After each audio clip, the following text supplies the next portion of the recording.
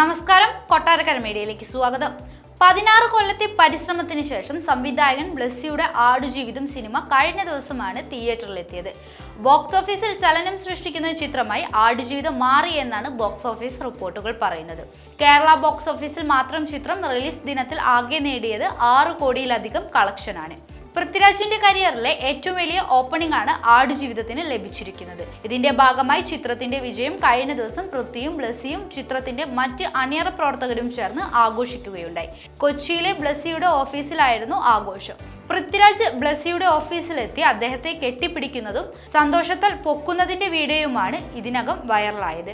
ഇരുവരും തമ്മിലുള്ള ഈ ബോണ്ട് തന്നെയാണ് ചിത്രത്തിന്റെ വിജയവും എന്നാണ് വീഡിയോയ്ക്ക് ലഭിക്കുന്ന കമന്റുകൾ പറയുന്നത്. ആടുജീവിതം അണിയറ പ്രവർത്തകരും ബ്ലസ്സിയും പൃഥ്വിരാജും ചിത്രത്തിന്റെ വിജയം ആഘോഷിച്ച് കേക്ക് മുറിക്കുന്ന വീഡിയോയും ഇപ്പോൾ പുറത്തുവിട്ടിട്ടുണ്ട്.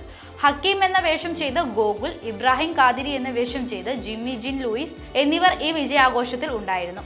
അതേസമയം മലയാളത്തിന് പുറമെ തമിഴ്, ഹിന്ദി, തെലുങ്ക്, കന്നഡ ഭാഷകളിൽ ചിത്രം ഇറക്കിയിരുന്നു. ഇതിലെല്ലാം ചേർത്ത് സ്കാനിങ്ങിൽ കണക്ക് പ്രകാരം ആടുജീവിതം ഇന്ത്യയിൽ 7.45 കോടിയാണ് നേടിയത്. ഇതിൽ മലയാളം തന്നെയാണ് ഏറ്റവും മുന്നിൽ. 6.5 കോടിയാണ് മലയാളത്തിൽ ആടുജീവിതം നേടിയത്. തമിഴ് 0.5 കോടി, തെലുങ്ക് 0.4 കോടി, ഹിന്ദി 0.1 കോടി, കന്നഡ 0.4 കോടി എന്നിങ്ങനെയാണ്. ഇതോടെ ഓപ്പണിംഗ് ദിവസം ഈ വർഷം ഏറ്റവും കൂടുതൽ കളക്ഷൻ നേടുന്ന ചിത്രമായി ആടുജീവിതം മാറി.